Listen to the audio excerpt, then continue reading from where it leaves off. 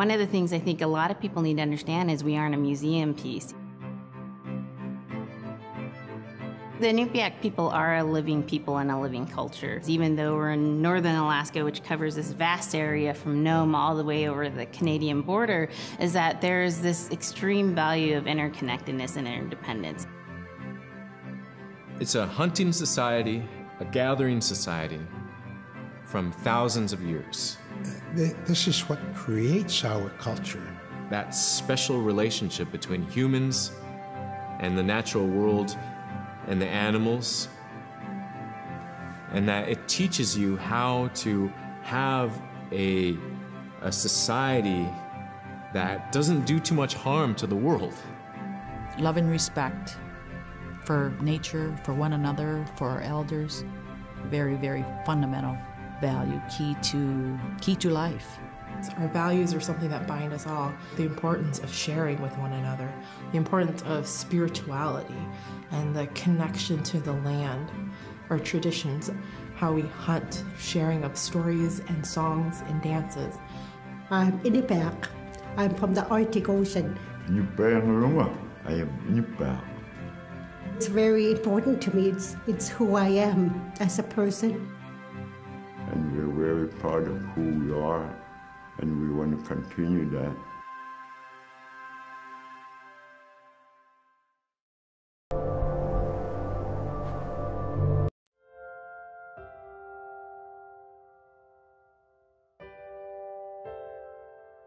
It'd be busy, busy, busy all through the day.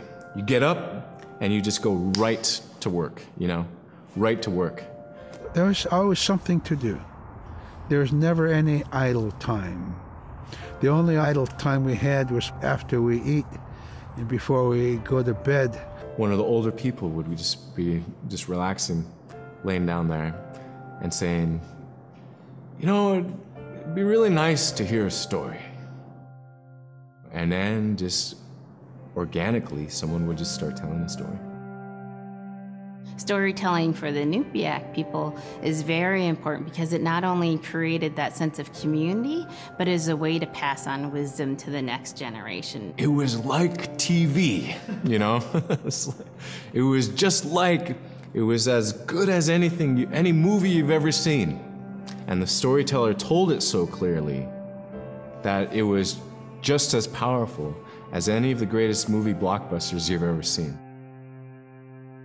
There was a reason behind the stories that we were told because they held traditional knowledge. They held things that we might need to know in life, whether it was about how to find food or how to survive, or it was about well-being and the importance of connecting with people and being a good member of the community. We all do stories. We all live in stories.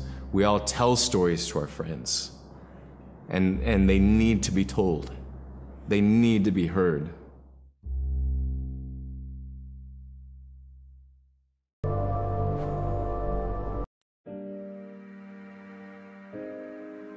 So SCRIMSHAW is this really beautiful method of art that's done either on baleen or ivory, and traditionally it was used to tell stories.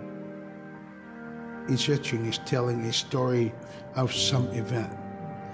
Caribou hunting was taking place. This is what was going on. War began around this time, and so it sort of gives you a timeline of history through etching. An elder or the person who carved it would literally be able to read the SCRIMSHAW story. They're like reading a book, in a way. A lot of the storytelling traditions would be things that after the storytelling was done, we'd just rely on the next person telling it. And so SCRIMSHAW is a very important way for Alaskan Native people to record their history.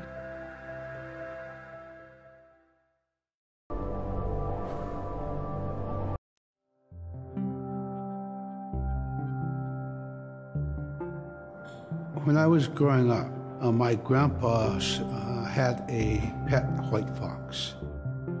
If you're a good friend with a fox, when there's danger abound, they try to keep you from getting into trouble.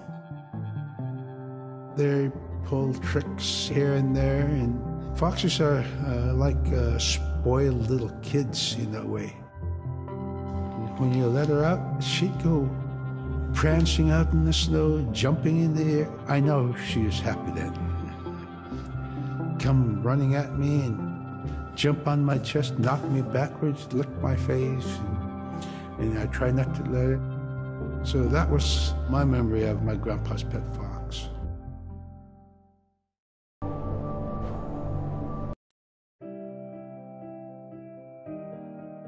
Caribou was, it provided for us in many ways. Our clothing in those days was made of all caribou skin. I grew up wearing caribou pants, mittens, caribou skin mattress, blankets. Some people had boots that were made with wolf leggings, sealskin sole bottoms. Baleen was shaved to make insoles. They kept us quite dry and warm as well. But the caribou skin clothing was the best. We would get as many yearlings as we could for our outer clothing. And for a heavy winter, we would get caribou in February or March because the hair was the longest and the skin was the thickest, and we would use those for our winter gear. With that stuff on, you could sleep outside in 50 below and it wouldn't bother you a bit.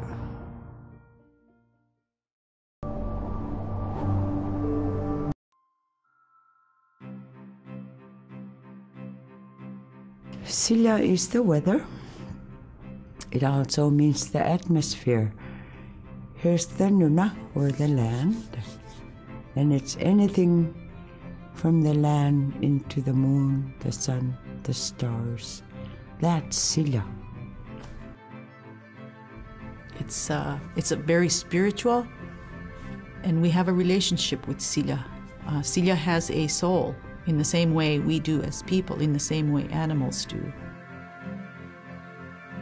I think spirit helpers in and of themselves are really about how we're connected with things. And so it may be that there is a spirit helper that shows themselves as a bird to show you the way home, or it may be a spirit helper that actually decides to show themselves with the face and body of a man instead of their animal form.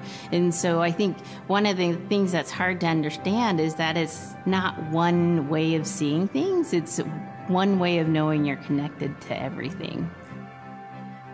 We've always had that spirituality of everything around us. It's the interaction you have with the air you breathe, the ocean that you gather resources from, the rivers from which you gather fish, the tundra from which you pick berries, the animals that give themselves. It's all of that.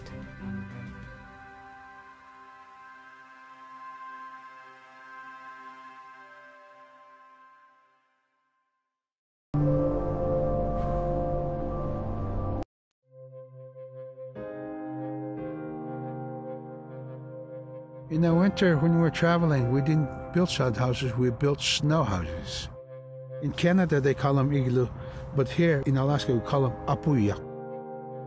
We'd do a day of travel, and then we'd make a apuya. The next day, my father would set traps, spend the day there, rest the dogs, give them something to eat, and then the following day, we continued to the next place. We'd go to my dad's sister, who had a house at Dubarg.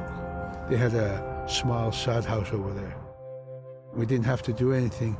We just visit with them, and my dad and my sister were glad to see each other, and they'd talk away while us kids played outside or go to sleep. By the time we get back to our home, my father would leave us with our aunt or with my grandmother, and then he'd start on his trips and go check his trap line. We were not into 8 to 5 kind of time, you know. We're in a totally different kind. We're in ecological time.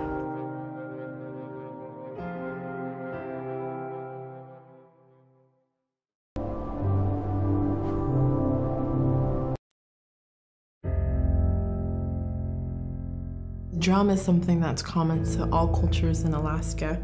All cultures have a drum that may have some stylistic differences or differences in the materials that it's made, but it's still in recognition of life and vitality, and the drum mirrors the heartbeat. And when you continue drumming soon, it will be in line with your heartbeat, because that's what it's supposed to be, the heartbeat of the community, and it symbolizes vitality. And it's the most tremendous feeling to be in a room and to have one long row of all the drummers, and to have that feeling of unity, everyone beating in harmony, the drum beat in unison. It's the most beautiful feeling.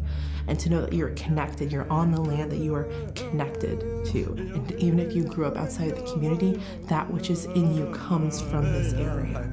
And it's the greatest feeling.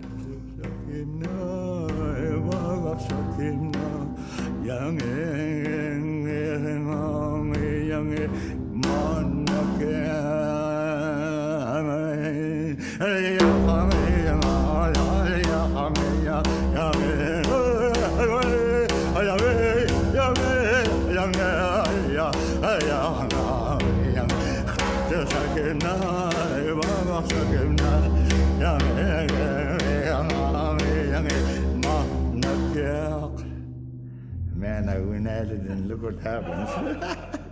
Oh.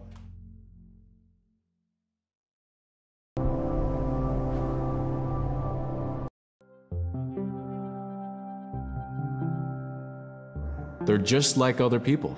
They just happen to be very small and extremely strong. These are stories that are common throughout Alaska. It's normally that people are size from your elbow to the tips of your fingers, and they possess superhuman strength. So they may be tiny, but they can carry a whole caribou. And if you go up north and you talk to a number of the people in the community, they'll talk about having seen the little people.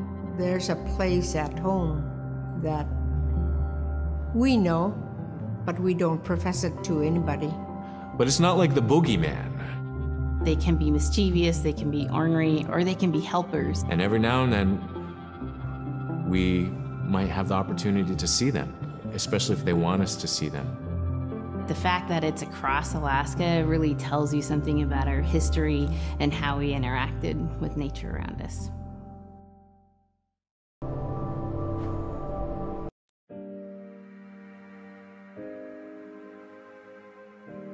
The BOLA is what we call kilometang. And the kilometang is made out of braided sinew tied out to some heavy bone which you could twirl. In my case, we're catching ducks. When we're out whaling, sometimes the ducks start flying. And they're good for duck hunting. If you're a whaling crew, you can't make too much noise, so you can't use a shotgun for getting some duck soup handy, So BOLA was a really handy weapon to use for catching ducks. The ducks fly in, you throw it up and tangles up the bird, and down they go.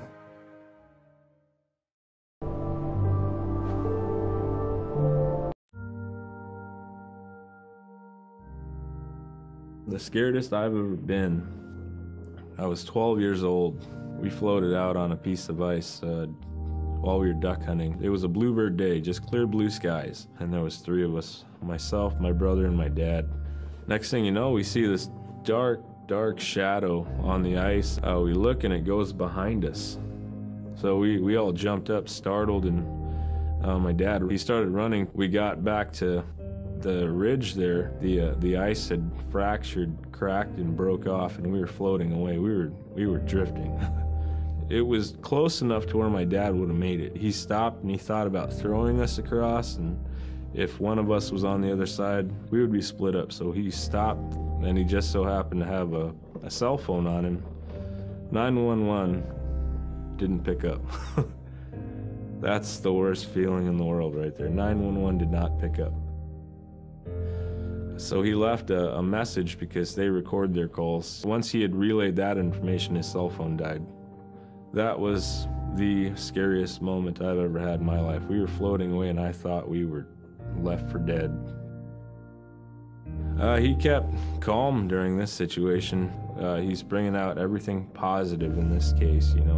I'm crying, my brother's freaking out. It went from clear blue to dense fog. Within a couple hours, we heard the chopper flying around, so they must have gotten our message. We thought we were saved, and then the chopper sound went away. So we lit some of the sled on fire. It's plastic. We thought black smoke in the fog would create some kind of marker. Chopper pilot had mentioned when we got rescued, you could see a glow in the fog, and he slowed down there, and sure enough, as soon as he slowed down, we got within visual. That was definitely the scariest moment of my life, was floating away and not knowing what the outcome was going to be.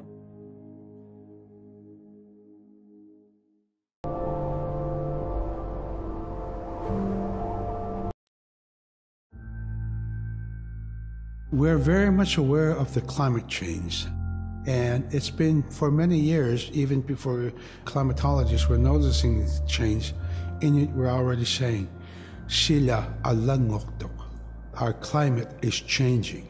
If the heat is going the way it is right now, for us it's going to be pretty bad. Different birds are coming, and they're coming earlier, and sometimes rain is more than what we want. Because when there's more rain, we know it's going to melt the permafrost. In my time as a young whaler, when I was 9 years old, we're hunting from ice that was about 25 feet thick. And there was giant icebergs already floating, coming by. That was the first signs of a changing climate. Ice that never broke before was now moving. Now, here it is 50 years later, we're hunting whale from ice that's 18 inches thick. There's no more thick ice. It's creating a malfunction in our whaling season, is what it is. Actually, more than that, all seasons in general. I think we are more scientists than more people will realize. We have more knowledge of those things than people will ever know.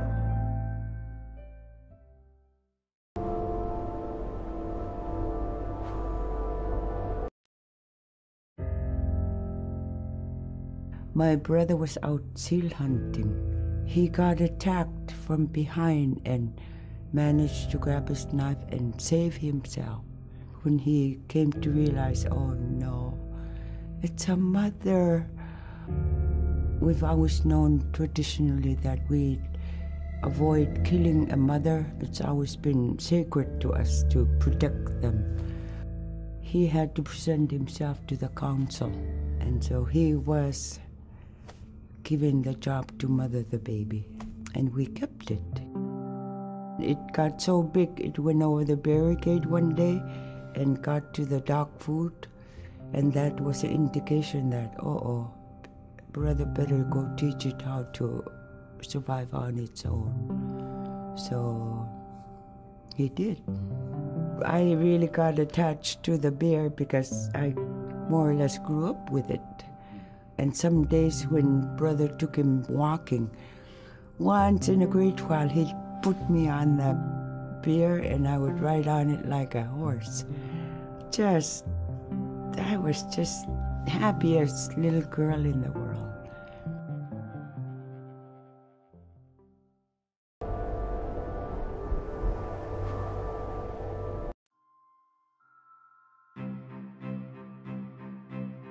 In, Arctic Alaska, hunting is a really important part of life. It's not just about going and shooting something, it's about going and putting food on the table. But more importantly, subsistence hunting isn't just about the insular family unit, it's about feeding the whole community. And I think that's one of the beautiful things about subsistence hunting in Alaska is that people go out and they'll go get, fish, or they'll get a caribou, and they'll get, seals and whales, and one of the first things they'll do is they'll say, I need to take this to the elders.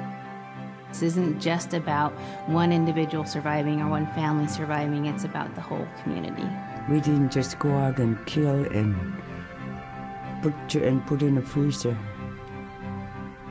It's like a ritual that I learned from my parents. It's all about relationship. I don't know. I think there's a lot of camaraderie involved, and just being out on the land or being out on the ocean. It's like getting back in tune. I'd rather be out there. To me, once I go out there, it's the world that I learn from.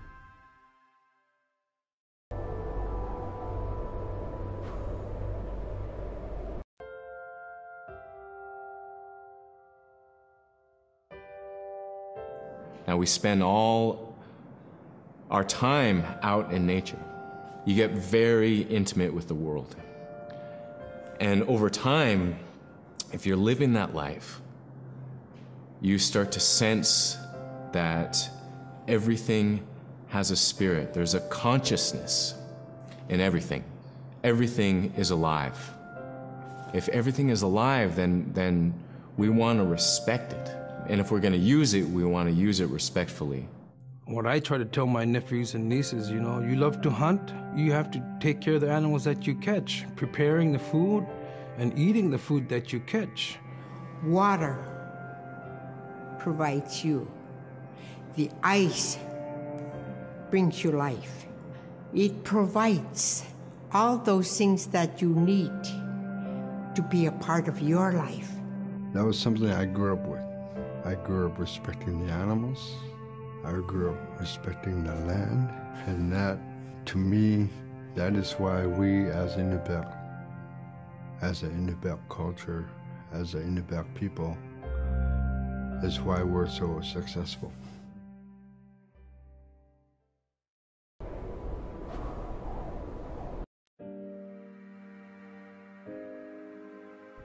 I think most central to the ideology of the Inupiat is the idea of sharing. Being able to feed the community, feed others.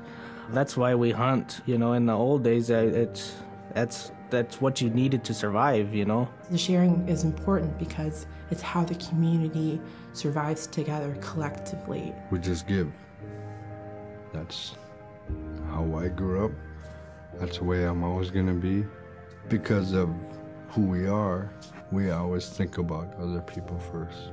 If our people didn't share in the old days, we wouldn't have survived in this harsh, climate, environment.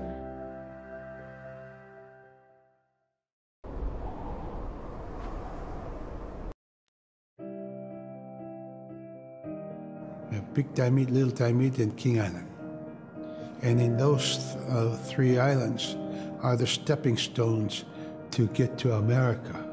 So King Island is this absolutely beautiful place off the coast of Alaska. And if you can imagine being on this really kind of rocky island that kind of shoots up from the water to these cliffs, and then all of a sudden you see these stilts, and then you look up and there are these houses. They were built on the cliff up high because of the ice.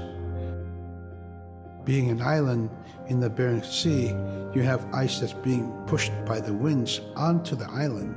So it's going to pile up 50, 60 feet high.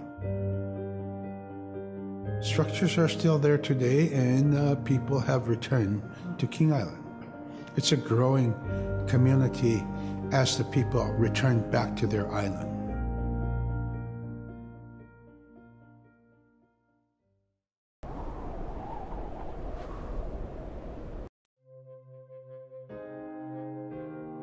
When I was young, my mom, whenever the Northern Lights came out, she'd just whistle.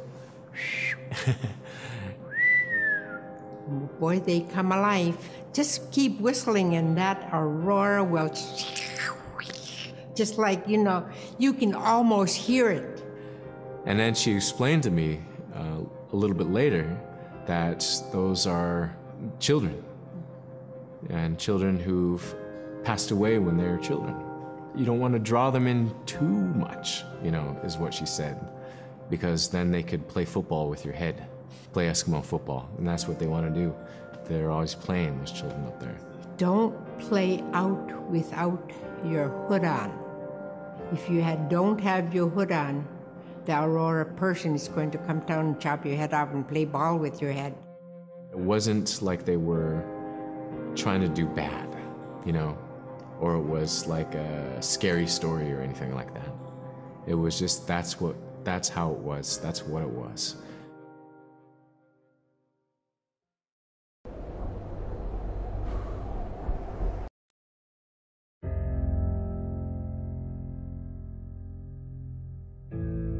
In the month of November, there's no sun.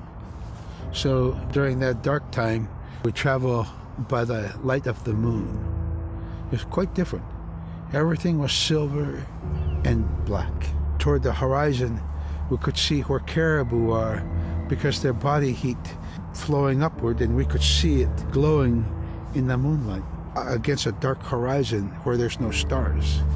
If somebody yelled, you could know who yelled from where the sound came from, but specifically where that cloud of their breath went up and it glowed in the moonlight.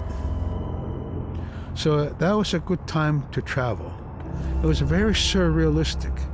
And so things that were dark objects look very close, and white objects look very far.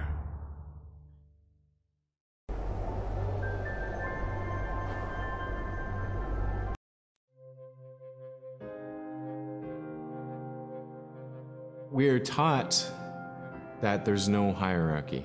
It's not everything else and then man, you know, humans on top, and they're separate from everything. We're taught that everything is equal, and that all the animals have a human form or can be seen in a human form. And so they have just as much or more intelligence, you know, in fact, have a lot to teach people. And so that's how these transformations can happen. It's if the animal wants you to see it in its human form. There's a story where a man comes up to an ice hole, and then realizes there's another man in his parka that's got stuck in the net, you know, and is just stuck like that. Oh, can you let me out? Please help me, you know. And so then he lets the man out, but then realizes that was actually a seal. That was a seal man. And just because that seal wanted that help, that seal allowed itself to be seen in human form.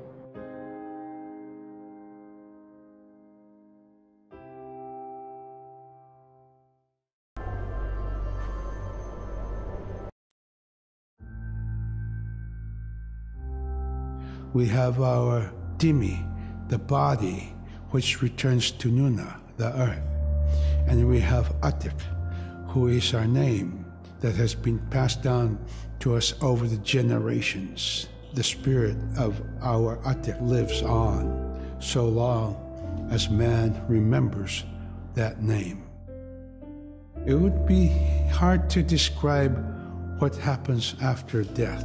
The feeling is that when our Anek returns to SILA, then that may be reborn if the name is passed on to a new child who can then retain some of the memories of the original name. And so it's not uncommon for grown-ups or adults to meet a child who has the same name maybe as their grandmother and say, "Hi, Aka," which means grandma, "Hi, Appa," or "Hi, little mom," or "Hi, little dad," because it's the traditional belief that the soul, you know, is continuing on. Humans are renewed and replenished over time. Just like our plants. Every year, flowers are born and bloom, and they die. Next year, they are born again.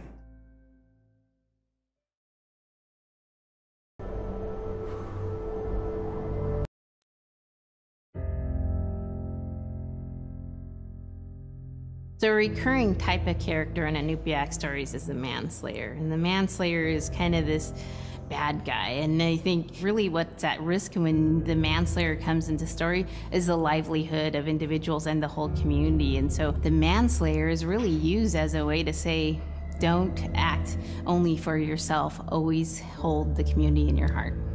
Oftentimes in these stories, there is one person that will stand up. And what this humble person will represent, who faces that manslayer, is a return to order, a return to true living in the community. And it just takes that one person. It could just be that one person that can help to change everything. Because everyone wants to live a good life. Everyone wants to have a good community.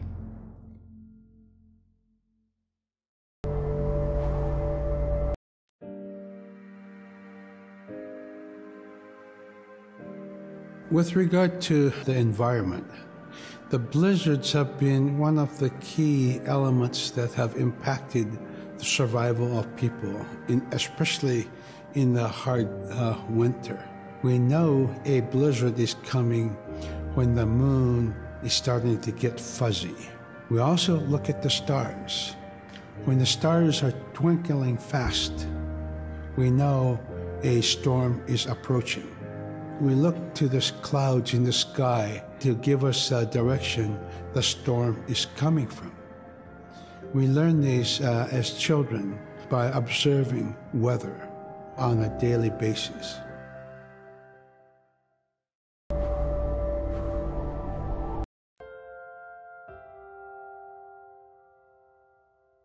With the story of Kunuk Sayuka, told by Robert Cleveland, it's just a masterwork. It's a well-known story among the Inupiaq people, and in our case, of producing a video game that really reflects indigenous heritage. It captures the imagination, and it's something that you have a very specific kind of task to do.